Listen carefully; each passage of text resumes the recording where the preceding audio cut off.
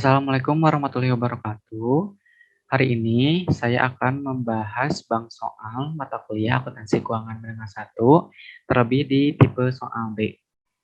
Saya akan khususnya bahasnya yang tipe soal B, yang A-nya boleh mengikuti karena cuman beda angka doang. Nah, di sini untuk bank soal akuntansi keuangan menengah 1, materinya ada tentang receivable, ada receivable secured borrowing, terus receivable yang sell of receivable, sama yang penilaian piutang. Yang keduanya itu ada materi inventory. Yang pertama ada gross profit method, terus detail inventory method, long term contracts, sama terakhir lower of cost or net realizable value. Mungkin di sini saya akan membahasnya beberapa saja karena melihat soalnya yang cukup banyak dan melihat juga kemarin saya pribadi ketika ujian tidak sepenuhnya mengisi semua, jadi saya akan membahasnya cuman beberapa saja, dimulai dari yang sini, receivable, sale of receivable. Mungkin teman-teman boleh sambil dibaca aja, saya akan langsung aja ke pembahasan soalnya.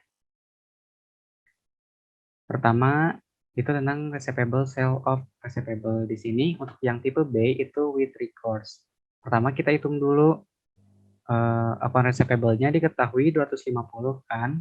Terus diketahui juga beban pembiayaannya 1,5%. Otomatis kita kalikan 1,5% dikali 250. Hasilnya 3.750. Kita kurangkan dulu 250.000 dikurangi 3.750. Hasilnya 246.250. Lalu diketahui juga do from factornya 4%. Otomatis kita kalikan juga 4% dikali 246.250. Hasilnya 9.850. Dengan hasil perhitungan ini kita dapatkan cash atau kas bersihnya senilai 236.400. Lalu kita jurnal nih setelah kita memperhitungkan si kas bersihnya berapa. Nah, karena yang tipe B itu with recourse, berarti penjurnalannya beda lagi sama yang without recourse. Untuk jurnal yang pertama, karena kita sudah melakukan perhitungan, kita jurnal dulu cash-nya 236.400 di input dari sini. Terus do from factornya 9.850 dan loss on sale of receivable-nya 3.750 karena beban pembiayaannya. Lalu terakhir liability to commercial factor-nya 250. Kita jumlahkan dari akun cash, do from factor sama loss on sale-nya. Jadi 250.000. Lalu di soal ada estimasi piutang tetap tagih. Nah, untuk yang with recourse, estimasi piutang tetap tagihnya no entry. Langsung lanjut aja ke nomor 3-nya, ada retur penjualan senilai $1.000. Berarti jurnalnya ada 2 jurnal. Pertama, ada liability to commercial factor terhadap do from fixture sebesar 1.000. Karena retur penjualannya 1.000. Lalu jurnal yang keduanya ada sales return and allowance terhadap account receivable sebesar 1.000. Lanjut ke nomor 4-nya, penghapusan piutang tetap tagih senilai $300. Berarti karena with recourse, berarti jurnalnya ada 2 juga.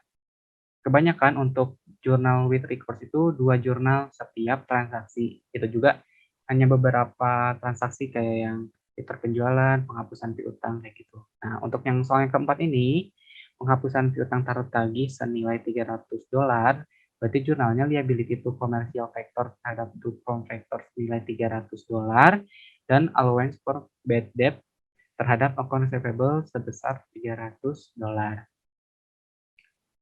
Terus ini sorry ya, nomor 5. Nomor 5, pelunasan piutang dengan diskon 2%. Nah, sebelum kita jurnal, kita hitung dulu piutangnya berarti 250.000. Nih, kalau account receivable 250.000, kita kurangkan dengan 1.000. 1.000 itu dari retur penjualannya 1.000 dan penghapusan piutang tertagihnya 300. Kita kurangkan hasilnya 248.700. Kita input ke jurnal yang ini. Liability to commercial factor terhadap due from factor. Nah, untuk sales diskonnya, karena kan di sini pelunasan piutang dengan diskon 2%, berarti sales diskonnya terhadap due from factornya tinggal mengalihkan antara 2% dengan hasil pengurangan tadi yang kita hitung di bawah. 2% dikali 248.700, hasilnya 4.974. Nah, setelah kita jurnal dari nomor 1 sampai 5, kita hitung juga sisa retensinya atau due from factor-nya. Due from factor-nya kan tadi dari awal sudah diketahui kan 9.850. 9.850 dari 4% dikali 246.250. Hasilnya 9.850. Sales return-nya minus 1.000.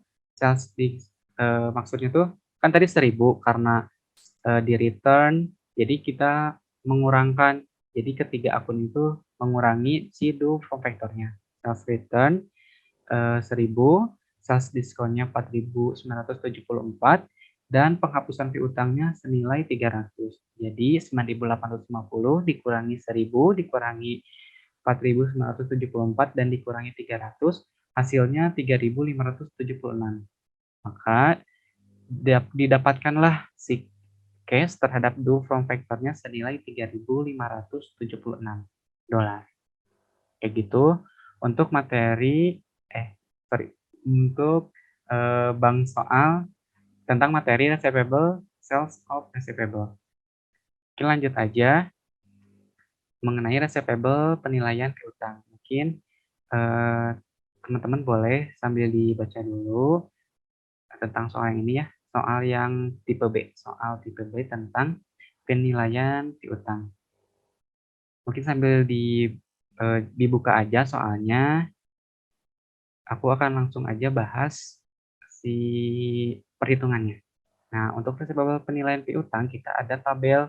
Tabelnya ini debitur, karena debiturnya cuma satu, jadi langsung aja PT Raya namanya. Terus ada nilai nominal, tanggal pelunasannya, jangka waktunya, ada perumusan juga, ada present value, sama penurunan nilainya. Nah, untuk transaksi nomor 1, karena nilai nominalnya 500 dan tidak ada tanggal pelunasan, dan tidak ada juga jangka waktunya, langsung otomatis penurunan nilainya 500.000.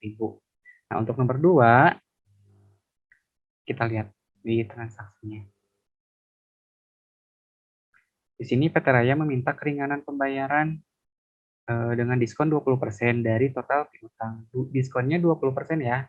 Kita lihat, berarti si 20%-nya dari piutang, jadi 20% dikali 500.000.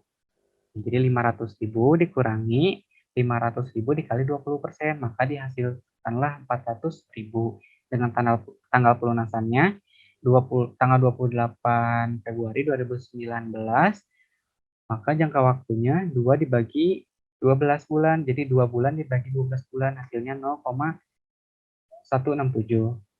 Terus dengan rumus 1 dibagi 1 ditambah 1 dikali N, itu nilainya 1.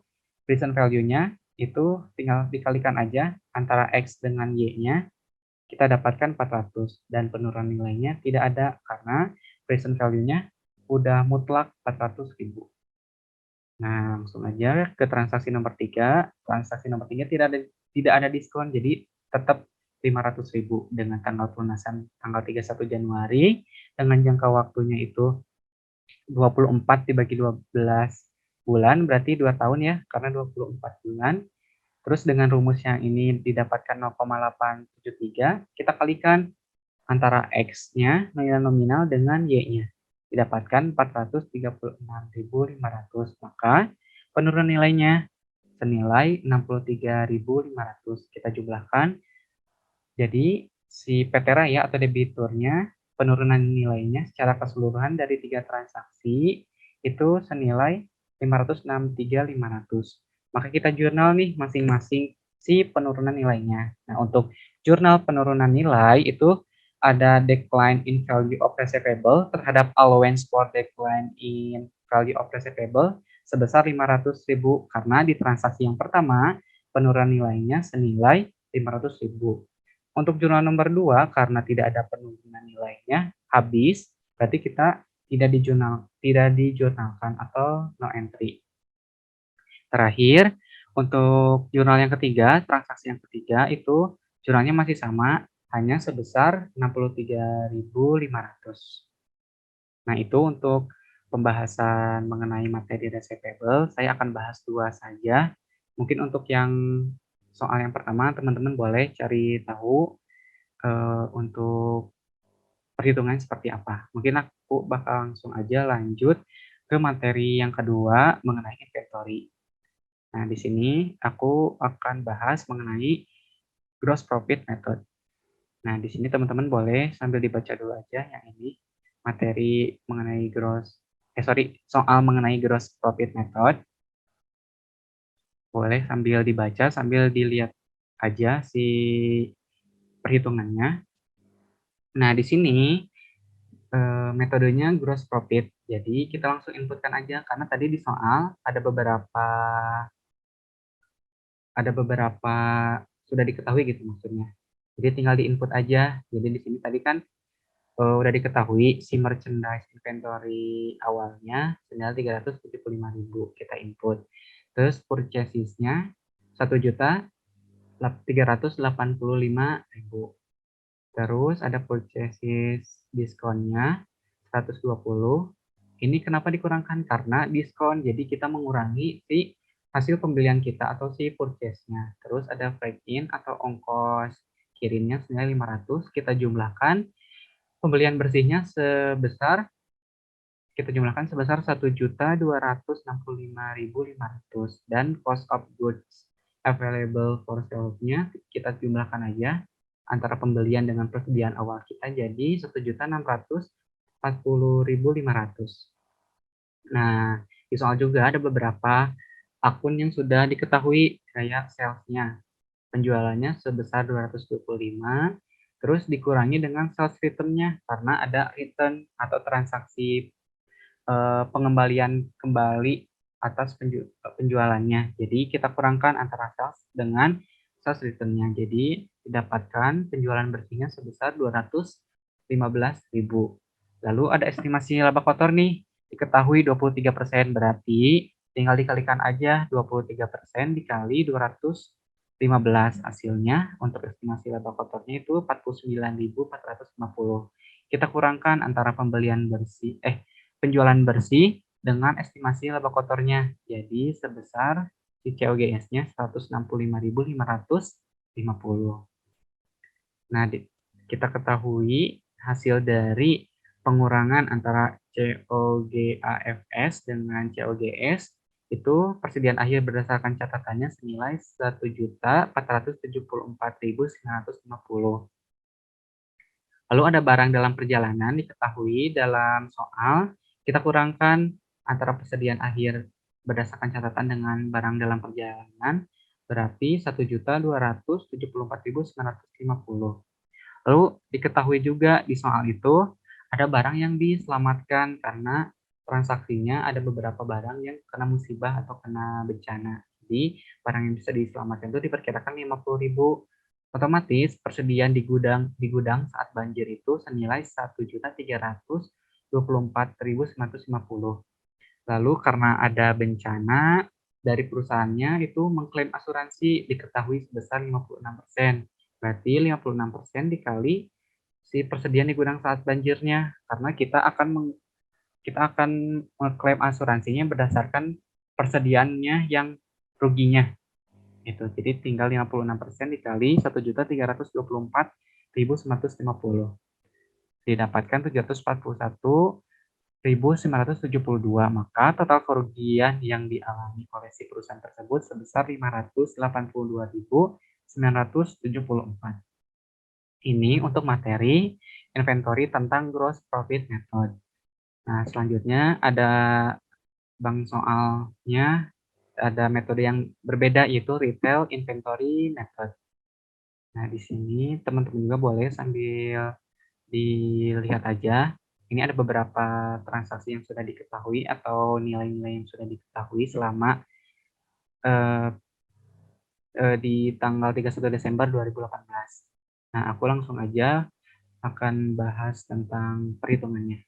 Nah, karena kita udah ketahui tadi transaksinya, untuk retail inventory method itu kita kebagi dua. Untuk yang tadi gross profit method langsung aja kita kalkulasikan. Nah, untuk yang retail inventory method kita dibagi dua, ada cost-nya, ada retailnya.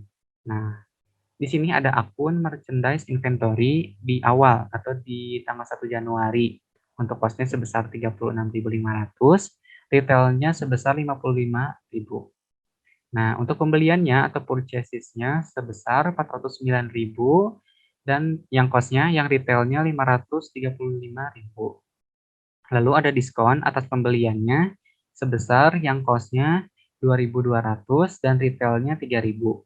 Terus ada return purchases-nya sebesar 10.000, yang cost-nya yang retailnya 22.000.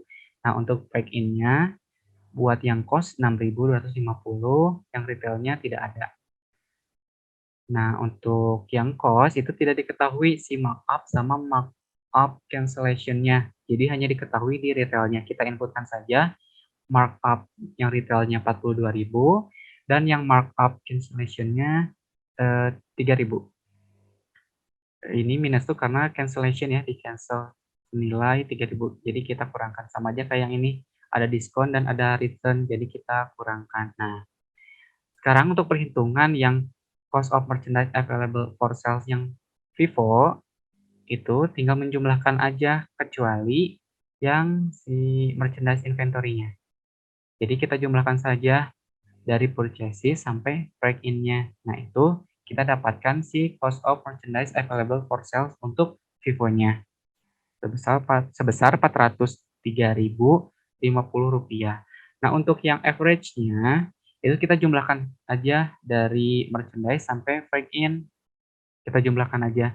Jadi didapatkan untuk average-nya 439.550 untuk yang cost-nya. Nah, untuk yang retail-nya sama perhitungannya kayak yang tadi yang cost. Jadi menjumlahkan aja dari purchases sampai markup cancellation, karena yang cost tadi kita tidak mengetahui si markup sama markup cancellation-nya. Jadi kita untuk yang retail dari purchases sampai markup cancellation. Nah, untuk yang average-nya tinggal jumlahkan dari merchandise awal sampai markup cancellation. Nah, itu untuk kita mengetahui si cost of merchandise available for sales. Nah, selanjutnya kita harus mengetahui si persentase, si FIFO dan average-nya. Nah, bagaimana sih cara ngitung persentase atau perbandingannya? Nah, si FIFO-nya tinggal dibandingkan aja antara cost dengan retail-nya. 403.050 dibagi 549, hasilnya 0,734 atau 73,44%. Untuk average-nya sama, tinggal dibagikan aja 439.550 dibagi 604, hasilnya 0,728 atau 72,8%. Nah, untuk pentabelan antara cost dengan retail cukup sampai sini. Nah, sekarang kita perhitungkan si nanti si merchandise inventory-nya atau persediaan akhirnya. Nah, ini bukan maksudnya melanjutkan si cost-nya, tapi ini udah beda lagi, udah beda KW lagi. Yang ini mungkin langsung dipisahkan aja. Itu beda karena yang diketahui untuk penjualan itu hanya retailnya, ya. Nah, untuk yang retail penjualan salesnya diketahui sebesar 540.000, terus ada return sebesar 200.000 dan ada markdown sebesar 53.000 dan markdown cancellation-nya 4.000. Nah, dan juga terakhir ada employee discount sebesar 2.250. Kita kalkulasikan dari sales sampai employee discount, maka ditemukan sebesar 288.750. Maka untuk masing-masing merchandise berdasarkan FIFO dan average, untuk yang FIFO tinggal dikalikan aja. Kan tadi kita udah mengkalkulasikan si persentase FIFO sama average-nya ya. Nah, langsung aja kita kalikan si Vivo dengan merchandise inventory at retail-nya. Maka si merchandise inventory akhir berdasarkan cost FIFO-nya sebesar 211.987. Nah, untuk yang berdasarkan average-nya tinggal dikalikan aja 0,728 dikali 288.750. Hasilnya 210.133. Nah, itu pembahasan mengenai bank soal retail inventory method. Jadi kalau udah diketahui transaksinya, tinggal diinput aja. Lebih enaknya kalau seandainya kalian udah ngerancang di Excel, jadi tinggal diinput aja gitu si nilai-nilainya. Jadi nanti langsung didapatkan si nilai akhirnya berapa sih inventory akhirnya. Kayak gitu. Nah, terakhir aku bakal bahas yang long term contract. Nah, soalnya yang ini boleh teman-teman sambil dibaca dulu. Nah, aku bakal langsung bahas aja si perhitungannya. Nah, di sini untuk long term kontrak itu ada 3 tahun. Untuk biaya kontraknya sama, 25 miliar antara 2016, 2017, 2018. Nah, di sini ada beberapa yang perbedaan antara biaya yang telah dikeluarkan. Untuk 2016 senilai 7 miliar 200 juta, taksiran biaya untuk penyelesaiannya 11 miliar 800 juta, kita jumlahkan untuk total perkiraan biayanya, yaitu sebesar 19 miliar. Nah, untuk yang 2017, biaya yang telah dikeluarkannya sebesar 12 miliar 850 juta, dan taksiran biaya untuk penyelesaiannya sebesar 2 miliar 750 juta. Nah, untuk 2018, biaya yang telah dikeluarkannya 15 miliar 350 juta, dan taksiran biaya untuk penyelesaiannya tidak ada. Kita jumlahkan total perkiraan biaya per tahunnya. Jadi untuk 2016 19 miliar, 2017 15 miliar 600, dan 2018 15 miliar 350. Nah, kita hitung persentase penyelesaiannya. Persentase penyelesaiannya tinggal ini ada rumusnya A dibagi C. 7 miliar 200 7 miliar 200 juta dibagi 19 miliar, hasilnya 37,89% atau 38%. Nah, yang ini juga sama, tinggal dibagikan aja. Yang ini 12 miliar 850 dibagi 15 miliar 600, hasilnya 82,37%. Nah, yang ini tinggal karena tidak ada biaya penyelesaiannya, jadi biaya yang telah dikeluarkan sama dengan total perkiraan biaya, jadi persentase penyelesaiannya 100%. Nah, di sini persentase penyelesaiannya di akhir 37,89%. Nah, ini tinggal dikurangkan aja. Yang 2017-nya 82,37% dikurangi 37,89%, hasilnya 44,48. Dan yang ininya tinggal 100 dikurangi 82,37, hasilnya 17,63%. Kalau misalnya mau dibulatkan, tinggal dibulatkan aja. Nah, jadi nilainya segini. Nah, setelah kita temukan si persentasenya, kita hitung biaya kemajuan penyelesaiannya tinggal nilai kontrak dikali si E-nya atau persentase penyelesaiannya. Nah, di sini kan udah diketahui ya biaya kontraknya 25 miliar, terus dikalikan aja sama persentase penyelesaiannya 38%. Jadi didapatkan 9 miliar sekian. Nah, untuk yang ini juga sama, 25 miliar dikali 44%, hasilnya 11 miliar sekian. Nah, yang ininya juga sama, 25 miliar dikali 18%, hasilnya 4 miliar sekian. Nah, biaya yang telah dikeluarkannya kan ini 7 miliar 200, terus yang ini 7.650, yang ini 2.590. Kita kurangkan aja antara nilai kontrak sama si biaya yang telah dikeluarkannya. Jadi hasil akhirnya segini.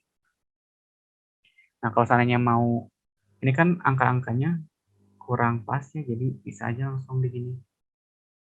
Jadi kita hitung aja langsung. 44%, yang ininya 18%.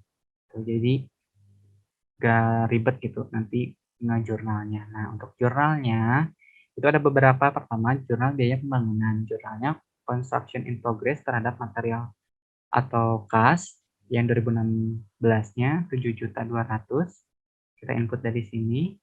2017-nya 7.650.000, 2018-nya 2.590.000.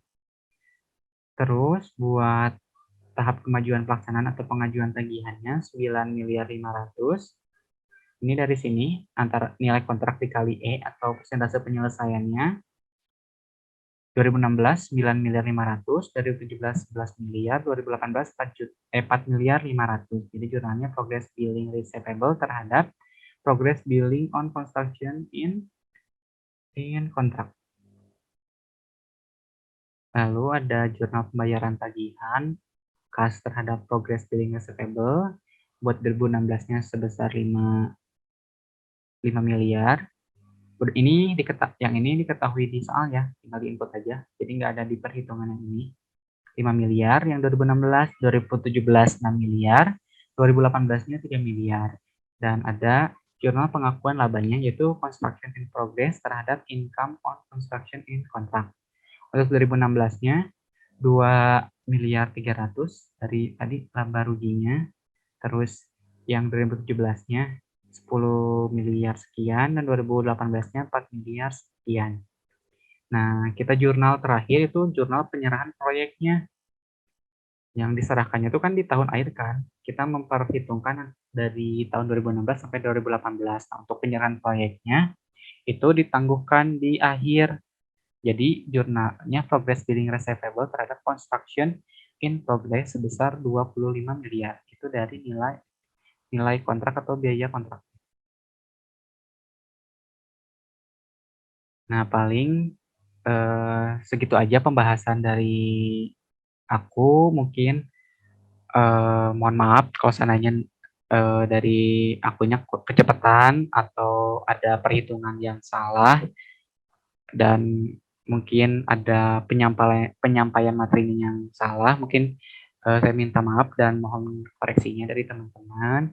Nah, di sini saya punya jawaban yang bank soal 2019-2020. Mungkin nanti kalau dari teman-teman himpunannya membagikan soal 2019-2020, mungkin boleh langsung lihat aja sih jawaban yang ini ya. Nanti si jawaban yang ini juga yang saya bahas sekarang bakal disebar ke teman-teman semua. Mungkin cukup sekian pembahasan dari saya. Mohon maaf apabila ada salah kata. Wabillahi taufiq wal hidayah. Wassalamualaikum warahmatullahi wabarakatuh.